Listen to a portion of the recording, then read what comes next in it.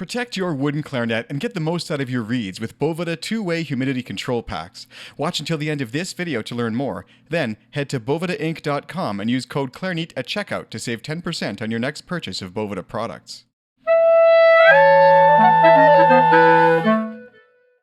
Hey everyone, and welcome to the Clarineat podcast. I'm your host, Sean Perrin, and this is the show for clarinetists. We are coming to you today for the first time for a video episode. So we've got lights, camera, and now action here in the Clarineat studio for the first time.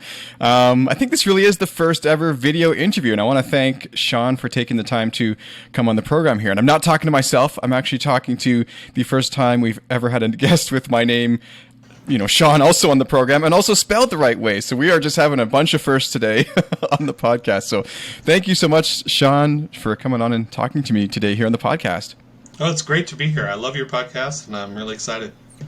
It's one of those funny things. When I first started the show back in about 2015, 2016 type of thing, I remember you emailed me years ago now. We meant to get in touch much sooner, but you had commented, I really enjoy the show, and can I share a link? And here I am like, wait a minute, these famous clarinetists are wanting to share links to my show. This is so crazy. And I think that link is still on your site till this day. So thank you not only for coming on, but for listening and spreading the Clarineat love over the years as well.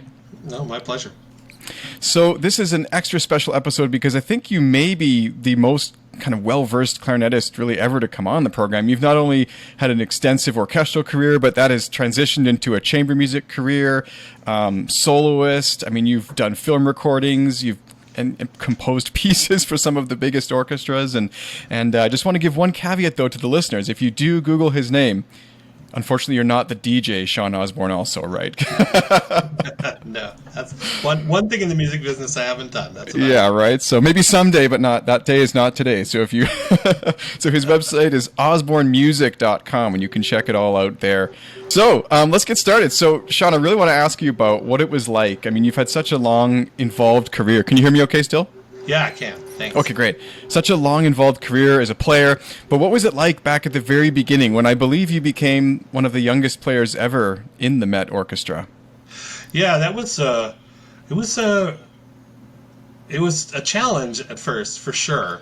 I think that schools are better now about preparing students for the reality of working in the music business, and the Met Orchestra is sort of a unique thing. They kind of work twice the hours of any symphony orchestra, so it was a lot, and I lived in big cities before and everything, but I moved to New York and I didn't know anybody, and I'd played 13 operas before I got there, but none of them were on the first season, so everything was new, and it was like 32 different operas, and so I was just practicing a lot and sort of getting used to things.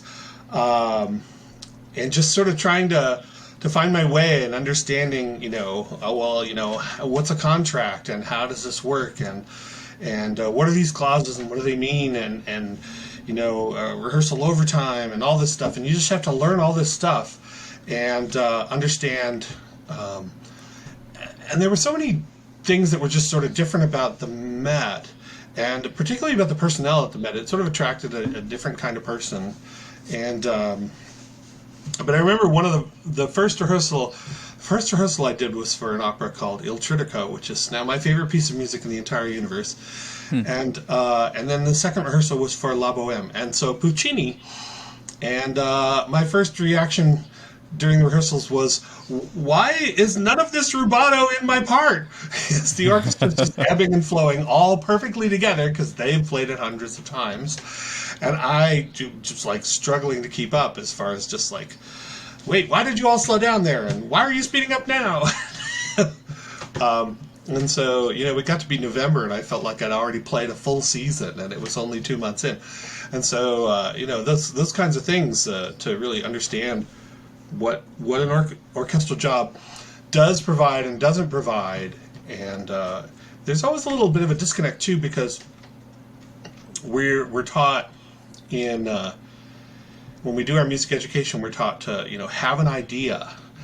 What do you think about this? Why are you playing it this way? What does this phrasing mean? What do you think? How should we do this? And so you're always asking questions and answering questions yourself. about the music, and then you play in an orchestra, and none of that's allowed anymore. It's not your job. Yeah, It's they the tell you conduct. what, when, where, how, and to play, and you just have to follow instructions, and that can be a little difficult to sort of get used to, and so playing the way everybody else wanted me to. I was like, oh, I'm gonna be able to play this and this and this, and it's like, well, nope, too loud, too soft. So, but the orchestra was really great, and that was exciting. And so, for those who don't know, how old were you then when you joined? And also, what do you mean when you say that the Met plays about double the time of other orchestras? So I was 22, and the Met, if you add up all the hours that you're in the rehearsals and the performances for the week, you are playing a service for between 36 and 40 hours a week, whereas an orchestral job is somewhere between 18 and 20 hours a week. That's crazy. So, amongst that very busy schedule, then, how did you find the time to, expand outwards and eventually fully transition to a career more based around chamber music, solo playing, things like that? I mean, I imagine many players have started orchestral careers and then been, plenty busy enough, and they end up staying in that, position, of course, for many years. In fact, it's a perfectly normal and common career path to start an orchestral job like that and retire in the same position. So what caused you to kind of branch out, participate in the other orchestras, and then all the way kind of to the place we are today?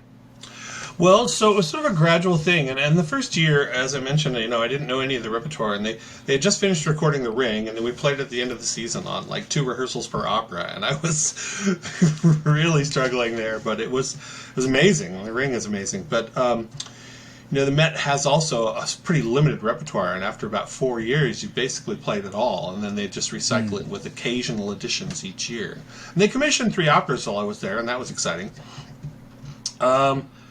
So eventually, you're not practicing a lot for the job as much as you used to. Once you know all those Puccini operas, they keep coming back because they're great.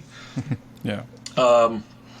So I've always liked chamber music. It's my favorite thing to do always. And so I put together chamber music concerts when I was in New York and occasionally get asked to play on other chamber music concerts. And then in 1998, I had an opportunity to work on my master's degree. And there was no one I really wanted to study with more than Eric Mandat, who I had met when we were both students at the Eastman School of Music. Mm-hmm. And I was at the premiere of Folk Songs, and it completely blew my mind. I had no idea the clarinet could do all those things, and it was incredible. And so I went to study with him, and through that sort of experience and taking a little time off of the Met, I realized that there were more possibilities than I thought had been available to me. And so I decided that I wanted to concentrate on writing music, which I had started doing. I'd written about, 10 or 12 pieces by the time I left the Met. And I wanted to play chamber music, and I could do that anywhere, and so I was picking a few places, and I grew up in the Seattle area, so I chose Seattle and moved back here, and I've been doing that ever since, and I'm really enjoying it. I get a lot of variety in my career. Less security, which after some of the financial shenanigans of the last 20 years is a little difficult sometimes, but it's definitely musically fulfilling, for sure. Absolutely. Yeah, this has been such a challenging time. I mean, especially through the pandemic. I mean, it's been so difficult, I imagine, for so many musicians. And, this is, it's crazy because it seems like just yesterday we were still in the middle of that, and now it's supposedly over. But I don't know about you, but in my city, music has really taken its time creeping back. Yeah, it seems like now, just this spring seems to be things sort of becoming normal-ish again. Last spring, it was still pretty low attendance at all the events that I was participating in, but it seems pretty good now. And, I think the government did an excellent job of trying to preserve artists. It really felt like pandemic assistance and grants to arts organizations and things like that really did, what I think the government is supposed to do in these situations, and it seems like it really helped. And I know that grants to the organizations that I run and I work with really helped keep them afloat. And yeah, super helpful. Yeah, we had a similar thing up here. I've actually not thought too much about what it was like in the States exactly because I just don't know. But here we did have a lot of support too for people to get through it. And some people were criticizing, they think they're giving too much or the wrong people might have gotten it or whatever. But I mean, it allowed people to continue living, and that's really important. And we all, got through it, and here we are on the other side of it, hopefully now for sure. So Right. So before we move on from the orchestral stuff, do you have any specific advice for let's say a college student who's just graduated and they're considering an orchestral career? And sort of two prongs this question: advice for the student who's looking to get into the orchestral career, and then also advice for the student who maybe is looking to not do that and pursue more of their own kind of freelance chamber-oriented lifestyle. Yeah. I do have some advice. Now, I have to say also that I think things have changed a lot in the last 20 years. And, they probably changed in 20 years before that a lot too, because I talked to some of my colleagues in the Seattle Symphony who have been there for a long time, in the 1970s. This is one of the oldest orchestras in the country. And most people had a day job, sort of day job, not really a day job, but like, some other job that they did. The bass clarinetist here for the longest time had a photography business, and he's still doing that.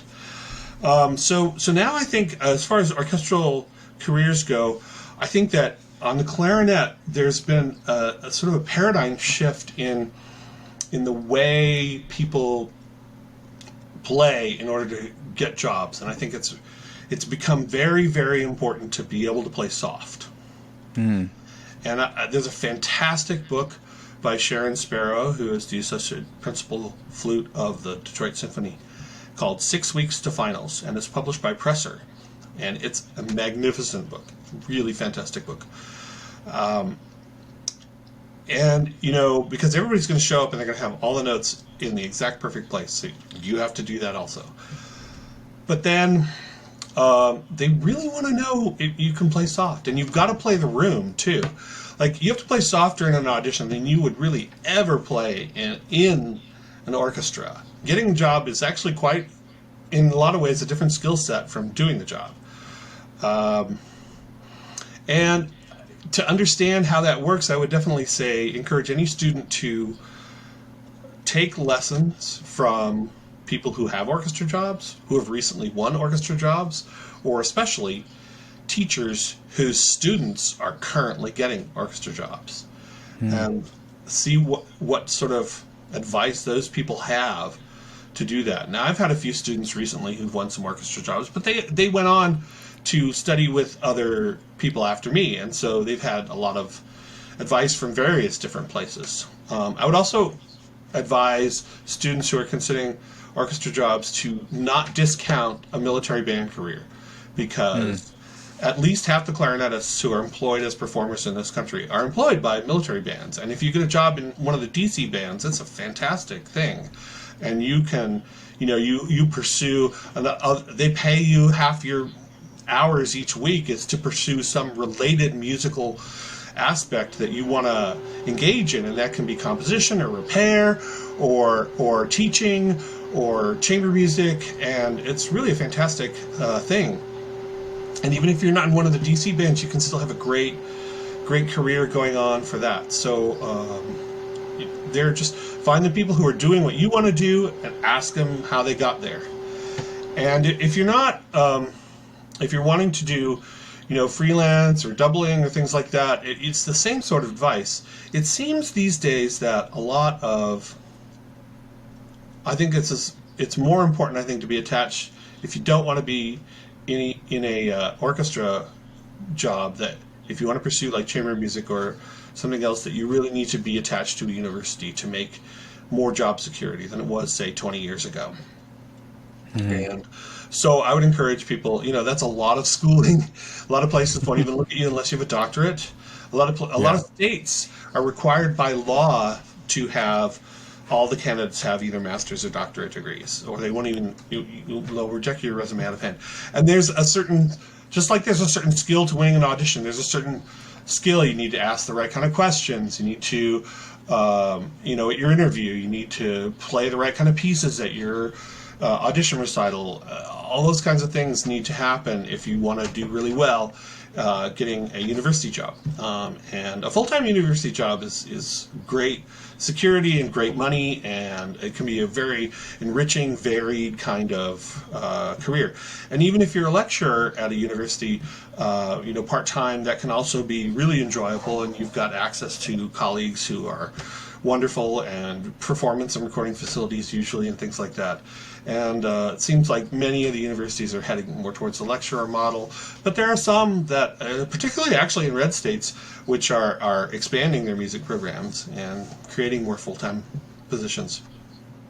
It's good to hear, because in Canada for a long time, one thing that's been happening, especially where I live, is that they hire people really as part-time, and they'd rather hire 3 part-time people than 1 full-time person, and it's really sad. It is. Yeah. Happens all the time. So before we, again, move on from the orchestral talk, I'm really interested in the difference that you've experienced between playing. You mentioned the Met, kind of a rubato, and you feel like you're part of something that you're not familiar with back then, but you became familiar with that. But then, of course, you've done a lot of other orchestral playing, guest principal playing, but then even some playing on like film soundtracks and game soundtracks and things like that. So what are kind of the differences fundamentally of playing with those 3 types of orchestras? And as an aside to that, it says you played on the Windows XP soundtrack. Am I reading that right? Yeah. So what does that mean? Well, so on Windows XP, which I think those sounds are still carrying it into the modern Windows programs right now, when you make a mistake and Windows goes dunk, that's actually a live orchestra. Oh my God, I did not know that. And it literally took us an hour to get that one note to line up right in the way that they wanted. I know the exact sound. I can hear it in my head. That's like a kind of a clang, but also it's like an orchestral hit that's almost backwards. It's kind of a cool sound. Yeah. So it would be like dunk, and they'd be like, all right, less trumpet. All right, dunk. Wait, the timpani's early. Dunk. Too much piccolo. And we just kept at it for a long time. But the neat thing about Windows XP is they wrote this like 4-minute orchestral piece that's like, welcome to Windows XP, and then this narrator talks over it, and then these giant clarinet solos in it, and it was sort of fun. So you're not going to believe this, but when I was a kid, I specifically downloaded that music, and it was some of the music that I think, because I don't know, I think back then I was about 10 or 12 years old, just getting into band, and I loved that Windows XP piece. So, cool! Isn't that weird? I'm sure I still have it on my computer somewhere, and I was like, no way, he's not playing on the Windows XP. Yeah, that was me. So every time billions of errors have happened across the world, you're part of that little boom that happens. Yeah, and I get 3 cents every time. No, I'm kidding. That's crazy. That's actually one of the craziest stories I think I've ever heard on the podcast, to be that ubiquitous as a sound, as part of culture. Like that's some I'm having my mind blown a little bit philosophically about that. Like it's just like the weird impact that something like that can have. It's just a note, but how many billions of times was it heard around the world or right now, Well, and another thing around the world that was kind of, fun and daunting in a way was, so the Met plays for half the year, they have live radio broadcasts. And they're played, when I was, it was like early, it was like 91 or 92, they came to us and they said, oh, now we're going to be broadcast all throughout Russia, too. And so we had already been broadcast in Japan and all the U.S. stations, and so adding Russia and Europe, that meant every time zone on Earth. So literally heard around the world. So if I made a mistake, it was like, oh, that's the squeak heard around the world. That's not even a joke. It's completely true. It's literal. Yeah. So what other games or movies did you play on? Because I saw Animatrix 2 is another strange one. I actually had that back in the day. It's mentioned on. Yeah, that was kind of fun. So music is sort of the last thing that happens on a movie. So sometimes they'll have we'll do emergency patches sometimes if they can't get space in wherever they usually did it, in London or LA or whatever. But we'll also do the whole thing in one situation. We did something called The Founder, which was Carter Burwell. It was some beautiful music, and it was sort of a shame the studio didn't really support it because I thought the movie was really good too. Lots of neat, fun clarinet stuff on that. But then, I think the Matrix stuff they were doing those two movies all at once, and we were recording this stuff like 3-4 weeks before the movies were released, because they have to film everything else and then they put the music on. And so sometimes these composers are being like, all right, hey, our usual guy can't do it. Can you write us 30 minutes of music for tomorrow? And these guys just got to dash it right out. And sorry, are you writing the music sometimes, or also playing it mostly, or? No, I'm only playing it. And The Founder, are you talking about the one that was about Ray Kroc? Yeah. Oh, that was a great movie. Yeah. I thought really so too. Great movie. I really liked it. Anyone who hasn't seen that, go check it out. It's a very interesting. Actually, I read the book too, which I think was called Grinding It Out, about Ray Kroc, his life. He's the McDonald's guy, of course. But The Founder was actually a really cool movie. So, yeah, that's really interesting. And so what about the playing differences then? So I mean, it's got to be a totally different type of pressure playing live, even though it is heard around the world, versus a more typical orchestral gig that's not broadcast around the world, and then recordings versus these film soundtracks, which might have only been written yesterday. I find that the variety of the ways you play and the way you approach the music is greater in recording sessions than in, say, orchestral world, because in the orchestral world we all know the music usually. I mean, there's new pieces, of course, and we know how to play it. We know what sort of our role is. But when you're sight reading this music that's going to go on, a CD or a movie or a game, you have to make a lot of decisions independently. And like if you notice something that seems like a wrong note, with your experience, you can just sort of change it. And you figure if they don't like what I just changed it to, they'll let us know, because these guys have really good ears. Also, I would say that recording for these things, there's a lot more money behind them than there is when you're recording, say, classical orchestral CDs. And I've recorded a number of those as well. And because of the time constraints and the money constraints, they kind of like the classical stuff, they really have to just sort of crank it out. So you've got to be on your game, and if it's not great, then they're just going to take it anyway. But with the, like I mentioned, the Windows XP, like we spent an hour on one note because they had money behind it. And sometimes we'll spend a long time getting everything exactly right. And mostly it's about lining up, because they can always, fuss with the dials if they want to get balanced things. One of the funniest things, though, happened, like clarinet specific, in... I forget what movie it was. It might have been Wedding Crashers, but it was some movie where I was playing, and in the part it said Eastern European Jewish style. And so I played this big solo, and I klezmered it up, and I'm sliding, and I'm lots of vibrato, and I got the tone going, the Woody Allen tone. And so they come over the speaker after the first take, and they're like, whoa, that sounds too much like klezmer. That's like, that's what you asked for. Duh. Yeah, that's what it says. Then we do the second take, and it's like totally straight, and I play it straight, and they come over the speaker, and they're like, maybe we should dial that back up to klezmer again. Yeah. That's hilarious. I remember the weirdest thing I ever saw marked on a score was some church gig. I was playing a Christmas thing or something, but it just said I was playing congas. For those who don't know, I'm also a percussionist, but I was playing some conga part, and it said, "with great rejoicing," and so I'm back there just like giving it my all with a huge smile on my face, and I don't know what that means, but hopefully that was close enough. That's so funny. Well, I heard one of the neatest lines in a recording session somewhere where they had this engineer he was great, and sometimes people involved in these projects, especially movie projects, don't really have a lot of experience in other aspects of music.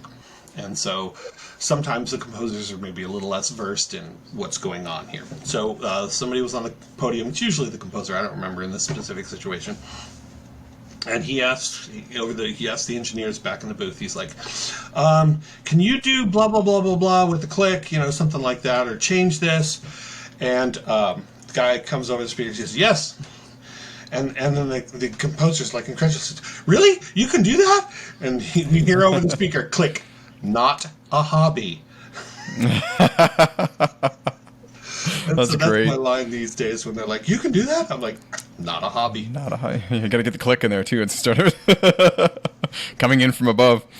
So does this, excuse my ignorance, but does this type of recording happen in Seattle, or is it you travel down to LA for that kind of thing, or where are these film recordings Well, done? Seattle does a fair bit of it. We did less than we were doing 20 years ago, but now a lot of it's decentralized. They do a lot in Utah. They do a lot in Eastern Europe. They do a lot in Australia. So Really? a lot of places are recording film music now. I imagine there's probably a fair bit in Atlanta with that big film industry they've got going on there now, too. I don't know for sure, but I probably. And, of course, places like Nashville and New York have tons and tons of recording studios in space, so there's probably some stuff going on there, too. Yeah, it's crazy to see, like, we have a show that was filmed here recently called something about zombies. Oh, man, I'm forgetting it now. I just watched it. I really should know. But anyways, it was filmed in my city, and it was so weird because we're watching the movie, and I'm like, look, there's where we got married, and look, there's my old apartment building, and it's not Walking Dead, it's that other one with about that fungus or whatever. I can't remember the name right now. Is it Last of Us? Last of Us, yeah. And so everyone was so sad when the filming moved to Vancouver for the next season or something. Oh. But yeah, it's always interesting to think about. And I don't know if everyone thinks about it, but I sometimes will sit down watching a movie or something. I'm like, who did that solo? Or Right. And it's just real people behind every one of these little decisions they're seeing on screen and hearing and everything. And it's such an interesting industry. So I think it's so amazing that you've been sort of part of all these different things and still active in so much else too. So really amazing. So Twin Peaks ages ago has some really great soundtracks. And I've always wondered who played clarinet on that, and I've never been able to figure it out. I don't know, actually. Yeah. I mean, that's near you, the Falls. I don't even know if they did it here in town.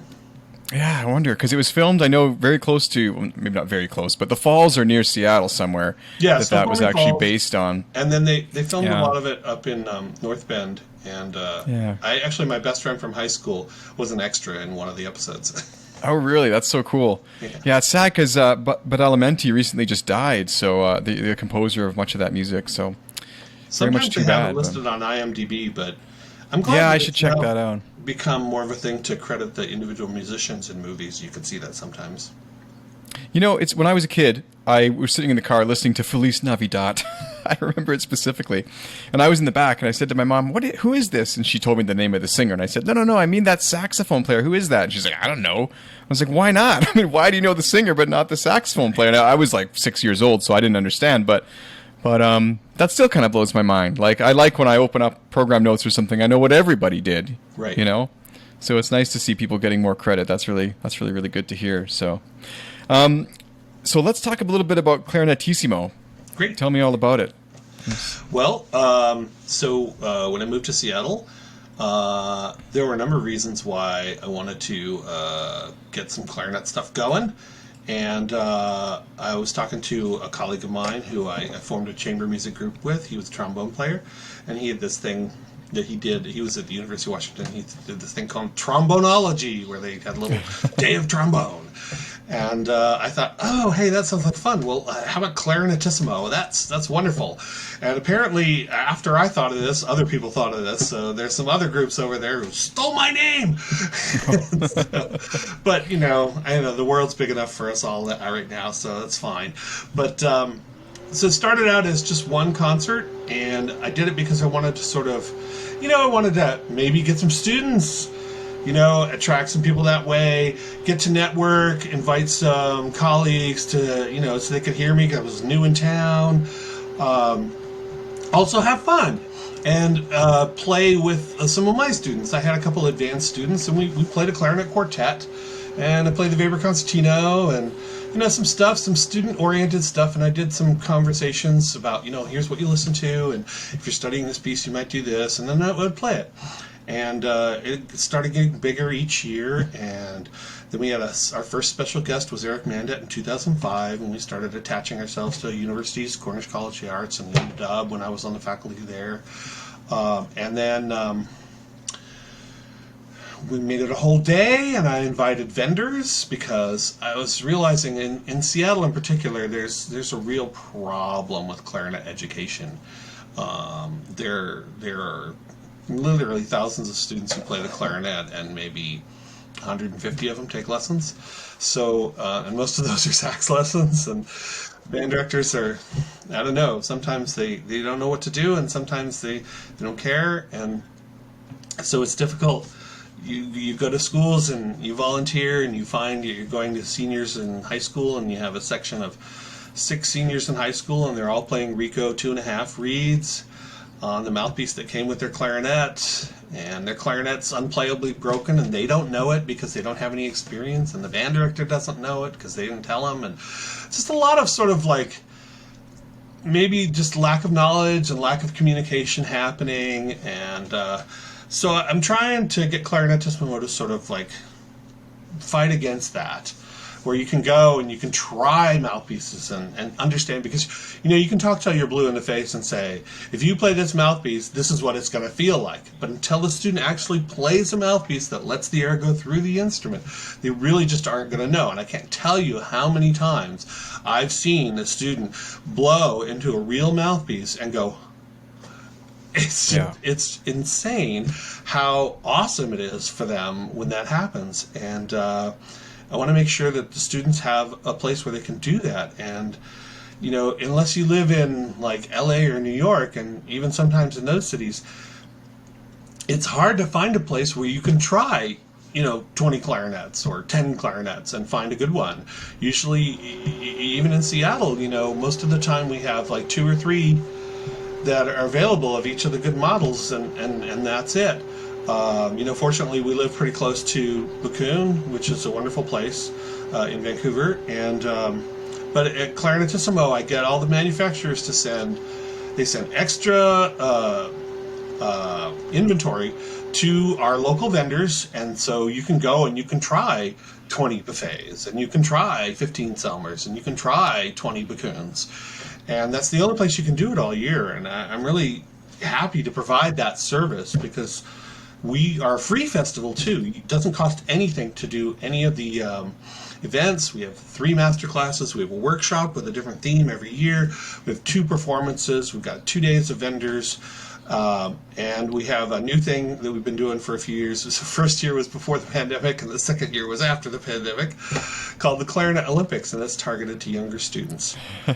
Where it's they get a prize. A bunch of manufacturers and vendors have donated things.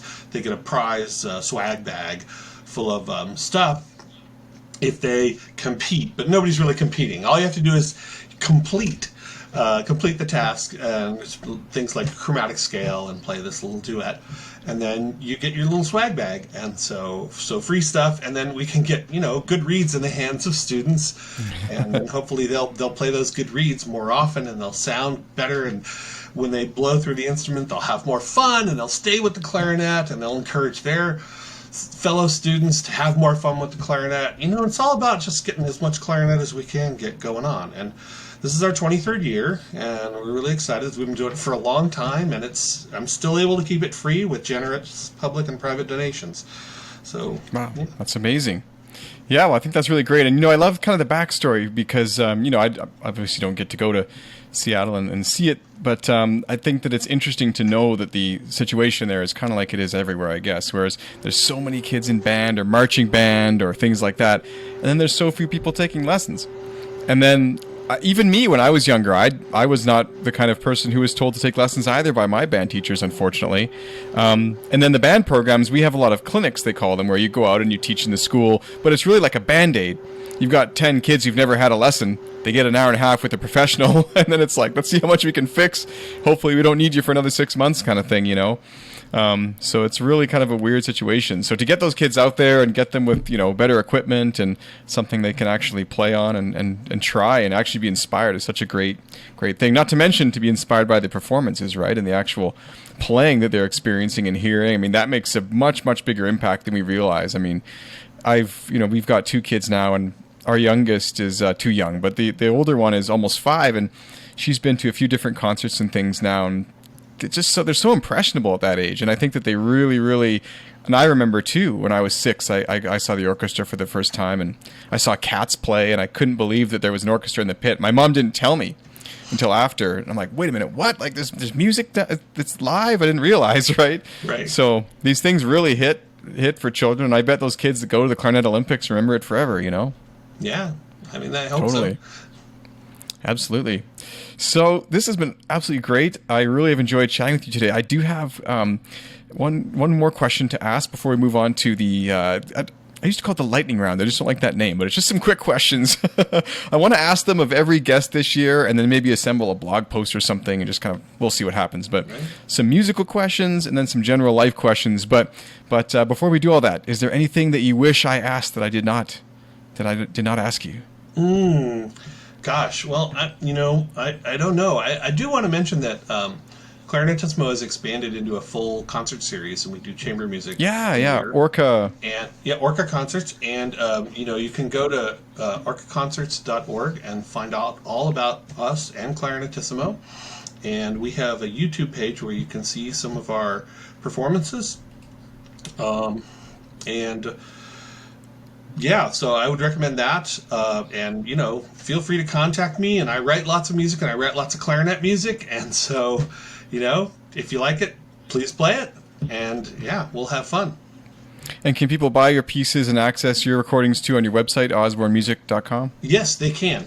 In fact, most of the music that I have composed is available for free download. Oh, nice. And a lot of it has recordings on YouTube, and more to come. I've been really busy this spring, but I'm going to get back to putting up more material on YouTube real soon. Fair enough. And I meant to ask you too.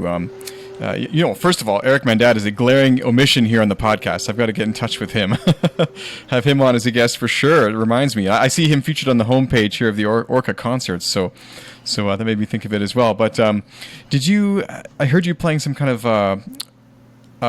what's it called, multiphonics before we kind of went on here. Yeah. Did you study a bit with William O. Smith in Seattle? There, he was living there. And he recently passed. Bill was a wonderful, wonderful person, and I didn't actually take any lessons with him, but one thing I did do, it's kind of a lesson. I recorded his 5 pieces for solo clarinet, and before I recorded it, I didn't want to commit it to bits with errors, so I went and I played it all for him, and got some really great insights about it, and what his inspiration was for some of the pieces. And that was lovely, and I heard him play many times, and we did one improv session together. It was great. It was really a lot of fun. It was Bill and me and Eric Mandat and a student of mine who was big into improv and creative stuff named Beth Fleener. And so the 4 of us, it was sort of like, my student, myself, my teacher, and my grand teacher all together, and it was a lot of fun. Seattle's got kind of a pretty thriving new music scene, and so that was really neat. I saw him play in Vancouver. Was that the performance you're talking about right now? Because I remember there was actually several people. It's been so long, like that's nearly 20 years ago. At the Clarinet Fest, it was in Vancouver? Clarinet Fest, yeah. I think it was like 2005 or something like that. I saw him play a lot, because he would play a lot. So, but I remember that performance as well.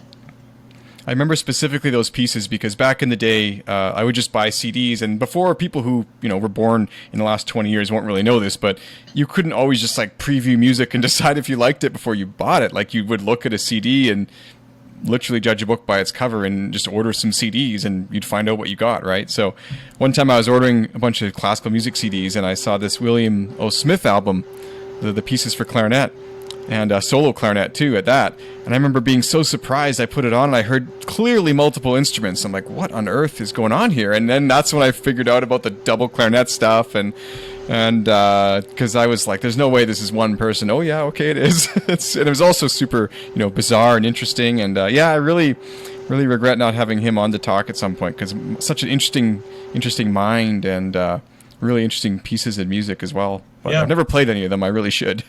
Yeah. They're tough. They're tough. You brought up something interesting that I just want to briefly mention, is that compact discs. So I know vinyl's making a comeback, which I think is good, because vinyl's got some neat stuff to it. And compact discs, I've always sort of done that.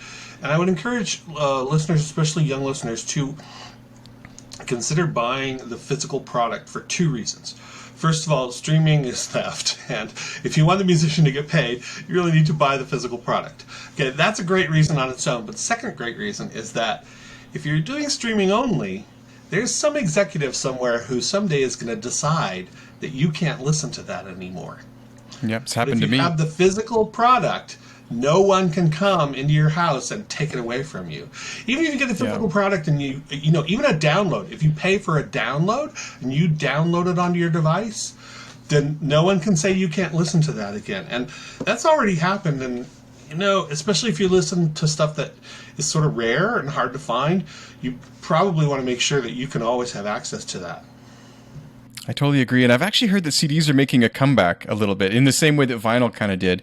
And I'm sort of excited about that because I still have over 400 CDs and a really kind of vast collection of that. And it was one of my biggest interests when I was younger was to buy CDs and get into music. And I really miss actually getting into a CD, partly because I paid for it, but partly because that's how it worked. Like you'd put in a CD and you didn't have the entire musical output of the whole world on shuffle. You just had that CD. And you were able to focus differently on the music. And I think in many instances, like it's really the only way still to listen is like to put in the album and you know, focus your ears, you know, on what you're listening to. So, but you're also right so much about the streaming is theft thing. I mean, it's funny because people think, well, it's legal, you know. It doesn't really mean it's not. Doesn't mean it's not theft. It's legal. It's not really theft because I guess you get paid a very, very small amount. But I will say that like the few copies of my CD that have sold when I did my album project, I have hundreds left, by the way. So if you want one, let me know. I'll send you one. Just send me the postage or something. But the few copies that actually did sell kind of at full retail, let's say $10 or more, even though it's just a few, have paid more than the thousands of streams, you know. And it's, you listen to an album, the artist is going to get literally 2 cents. It's crazy. Right. So if you enjoy it, yeah, definitely go out there. But you know, a lot of people are like, oh, I don't have a CD player, and I guess I get that too, you know. Yeah. So you can download. Yeah. You know. Bandcamp actually. Are you on Bandcamp? No, I'm not actually.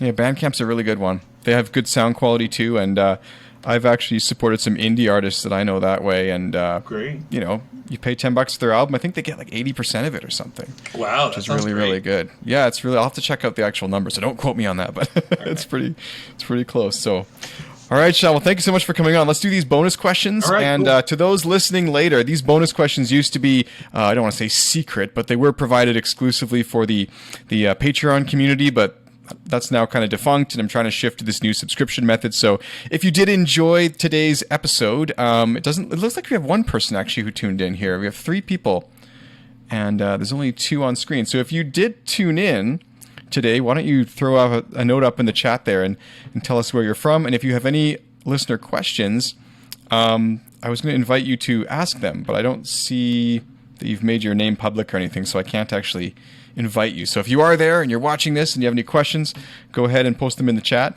But for those watching later on YouTube, what I was saying is that the idea with this new Clarineat Live is that the Clarineat will be live. So this is a live interview. We're doing this. There'll be less kind of editing behind the scenes as far as like tightening up the episode like I normally do, but we're going to get video, and all these questions and things are now going to be available for everyone, free for everyone to listen to.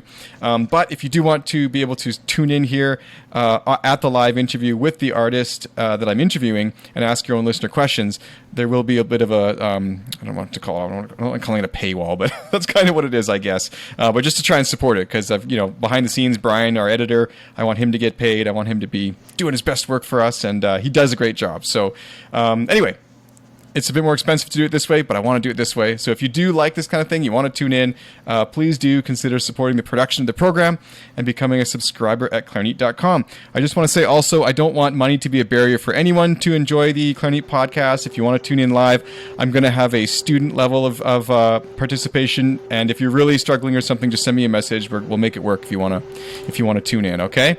So yeah, let's get started with the last bit here. So musical questions for Sean. What is your very first or most profound musical memory? So, I can't remember really the first thing. I remember the first song that I ever memorized was Coven's One Tin Soldier, which was a hit when I was in second grade. And, but I think the most profound sort of early thing was that, like many people who become musicians, my junior high band director was really important. to me. And the ninth grade band, when I was in seventh grade, was doing the Marriage of Figaro Overture. And anybody who's played the band version of that knows the clarinets have a fantastically wicked part and fun and playing lots of fast notes and everything like that. And I just loved listening to them play it. I would leave the lunch period early to go sit in the band room while the ninth grade band was rehearsing and listen to them rehearse because I liked it so much. And prior to that, I just didn't practice really at all. I was ninth chair in the seventh grade band. And then I started practicing. And next year I was first chair in the ninth grade band. So, practicing works. Funny how that works, eh? Yeah. Funny how that works. It's very true. Yeah. That's great. What is the best piece, besides maybe practicing, we just heard that one, but the best piece of musical advice you ever got, and who gave it to you? And also, or instead, maybe something that people take as advice that they should avoid? Golly. Well, I have to say, I've gotten a lot of great advice over the years. Something that was springing to mind today was talking to Richard Stoltzman once when we were at Marlborough. And he told me, I asked him, how, because I was thinking, I'd like to do more solo stuff. I'd like to do a solo career. And here's Richard Stoltzman, we're going to ask him a question. Okay. And he said that it was really important to make the music your own, because why would anybody pay money to go hear you play something when they could just hear somebody else play something? They need to have a reason to come hear you play it. They can hear anybody play Brahms Sonata. They want to hear you play a Brahms Sonata. And why do they want to hear you play a Brahms Sonata? Because you do it in a way that is more interesting or different or unique. And I think that's really important. I think that you don't want to do that at the expense of what is, stylistically appropriate. Like, you're not going to ornament Brahms as if it was Bach, and you're not going to play Mozart as if it was Brahms. But you've got to have some character. You've got to have something in it. And, Dick really has a lot of personality in whatever he plays. And so he really is, when you go to hear him, you're going to hear him, and that's great. And so that was very helpful, I have to say. It reminds me of Glenn Gould, who is, of course, the famous Canadian pianist. But he was famous especially for his bizarre kind of interpretations of Bach, for example. But that is kind of what made it. People, you're right. People could listen to the Goldberg variations played the way it's supposed to be played by anybody. But there was only one version of his, that was really still now captivating and interesting. And actually, he played 2 full recordings of that, I suppose, which are both very different. But yeah. What was the best investment you ever made in your musical career? And it could be time that you spent. It could be money that you invested that turned into something, as far as like lessons, or what do you think it was? I mean, gosh, that's a really hard one to answer. I would have to say that there's some great decisions that I made that have been helpful, and there's some missed opportunities that, of course, fly by you. I was going to say one of the best things I did was when the Met said, "Hey, we'd like to hire you." I said yes. And one of the other best things I said was, "All right, Met, I've had enough. Goodbye." Yeah. So those were both really important and good decisions.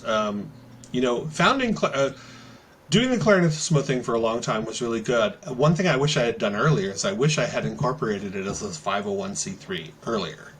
And that's in the U.S., the nonprofit status. And it's actually, when you have a small budget, it's very easy to do. So I would encourage anybody out there who's thinking of doing that. Absolutely. Incorporate. Have your nonprofit. It'll open up so many grants and possibilities for you to program things that you want to do, or serve communities that you want to serve. So I don't know. That's a great idea. That's the answer, but yeah, I don't know what that's called in other countries, even my own, but there must be maybe just a non-profit. I think they call it here. Yeah, but it's a tax that is a good idea. Status kind of thing.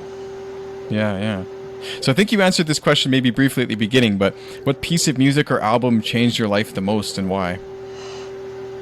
Yeah, that's a tough one, really, because, I love music. I love music so much, and I love so much music. And That's a really hard thing to say. I will say one thing that did change my life quite a bit was when I was working on my master's degree. I read a book by Kyle Gann called American Music in the 20th Century. And I had no idea that there were those things that were going on in music. And it was humongously influential on my performance and composition and the types of things that I program and why. Yeah, so picking a piece of music that could do that, oh, I don't know. I mean, when that band was playing Marriage Figaro, that was certainly one of the things.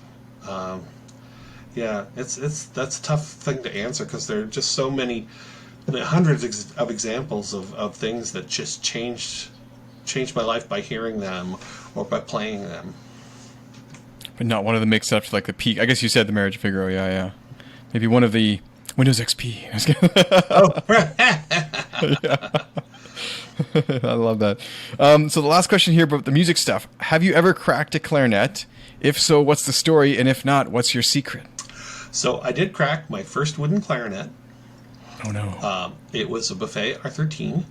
And we had saved up, my parents were not supportive. And but occasionally they would do something that sort of helped. And one of the things that they did is when I was a sophomore in high school, they bought me a wooden clarinet.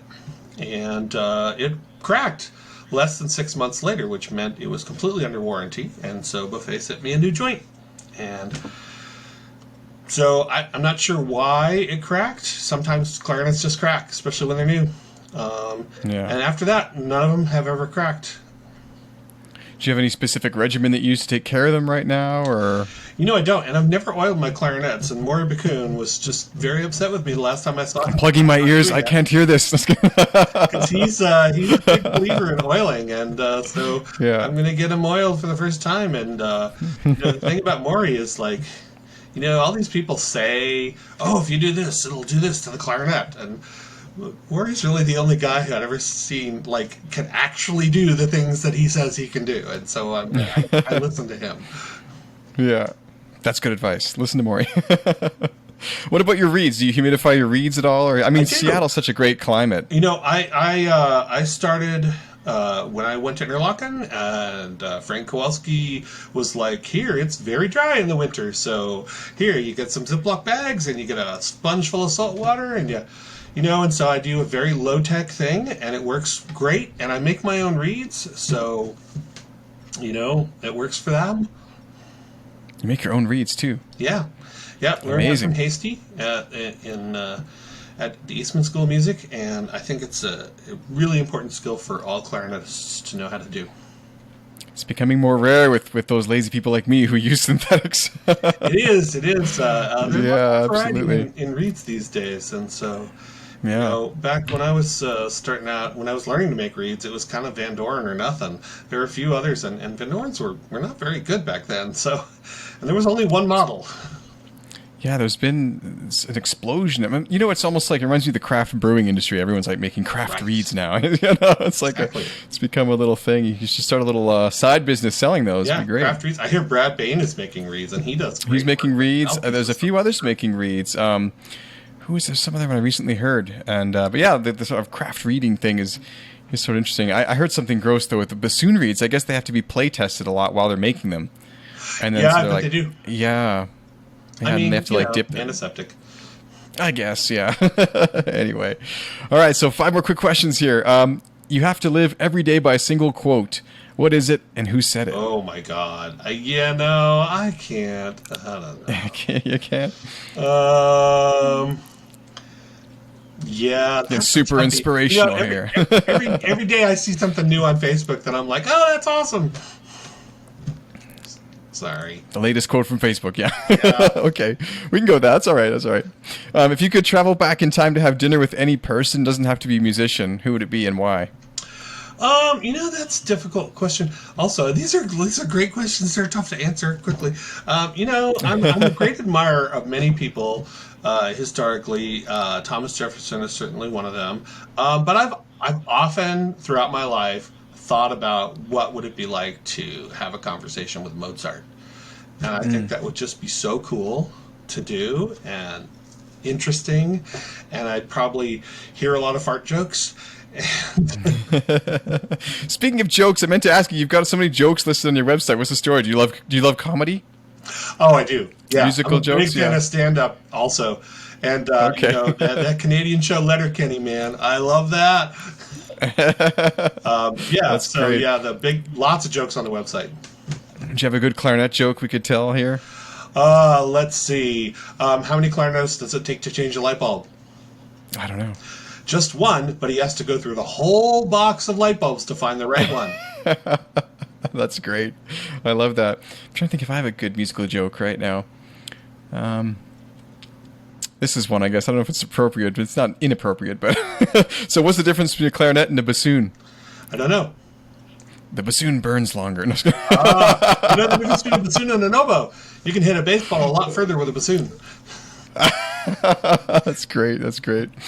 Yeah, those jokes were not made by a clarinetist for sure. No one burns their clarinet. Actually, I wonder if anyone ever has. Actually, Anyway. Grenadilla is fireproof. Is it? Well, I did that's not know how it that. You evolved. learn something new every day. Yeah, that's how it Interesting. evolved. The heartwood of that tree stays and lives on if a fire sweeps through the area. No way. I mean, I wouldn't say fireproof, That is- but you throw it in the sun. So it can survive like a forest fire though, and then that is so interesting. I guess it's just so dense. Yep. That is super cool, and that's maybe how they get so old and dense. They survive fires. Yep. That's crazy. Never thought about that. You know, it'd be a cool interview one day. Is like to have someone on who like grows those trees or something. Who knows? Yeah, about well, them. you could talk to this is the Daraja Initiative. They are awesome. Yeah, just to learn about these woods that we all have been blowing into for so long. Yeah. You know. Yeah. Crazy. If you could start your career all over again but could not choose music, what else would you do? At this point, I'd probably run a board game pub. A board game pub. I love. Hey, you board still games. could. There's There's still fun. But I time. like gardening too. That used to be my answer. I'd be a gardener, but I think I like board gaming more now. Is that a big thing down in Seattle? This kind of? Do they have it is, those? actually. Oh, really? Yeah. We've got some video game ones here, which I've never been to, but yeah, I've never heard of a board game one. That's a great idea. Yeah. Drink and play whatever games you want, I guess. So along the same lines, what other passions or interests do you have outside of music? I guess we got board games. We got. Yeah. Well, gardening, and I like weightlifting, and I like hiking. Those are fun. Really, I mean, I like composition a lot, and I like being with friends, and just a small group. Which is kind of why I probably like chamber music too. It's the same thing. It's sort of a 4 or 5 people in conversation. That's just a lovely way to pass an evening. When you're gardening, are you growing like fruit and canning it, or herbs or vegetables, or what do you grow? Herbs, veggies, flowers. Fair enough. Yeah, I do a bit of that too. I've got a big indoor thing, and I Nice. tried growing cucumbers indoor last year. It was great, actually. I had cucumbers all winter, which was bizarre. Oh, wonderful. Running this giant cucumber thing around my Wow. stairs. Anyway, what is something about you, last question, such as a collection or a habit, a hobby, experience, something crazy that I would just never guess? Well, I've helped birth about 24 puppies. Oh, wow. Yeah, my I would mom not have had a guessed kennel that. that grown up, and Oh, wow. yeah, Like 24 puppies, like 24 litters, or like... 24 individual puppies. At one point, we had a litter of 9 and a litter of 5 simultaneously. Oh, wow. It was a lot. Crazy. Of That's a lot of puppies. That's a lot of puppies. Yeah. Crazy. Well, thank you so much. I know that's I love those last few questions though, because we really get to learn about not just the musician but the person, and that's why I like those last few. It's kind of fun, kind of interesting. But thank you, Sean, so much for taking the time to come on the podcast today. We did almost exactly an hour. That's perfect timing. And thank you to those watching this on YouTube. Again, do not forget to check out Sean's website, osbornmusic.com. I think the other one was orcaconcerts.org. And of course, if you enjoyed this episode today and you want to be able to tune in to future ones live, you can check it out at clarineat.com/live. Thank you so much, Sean, for coming on the program today. And thank you to all tuning in on YouTube and everywhere else around the world for watching the Clarineat podcast.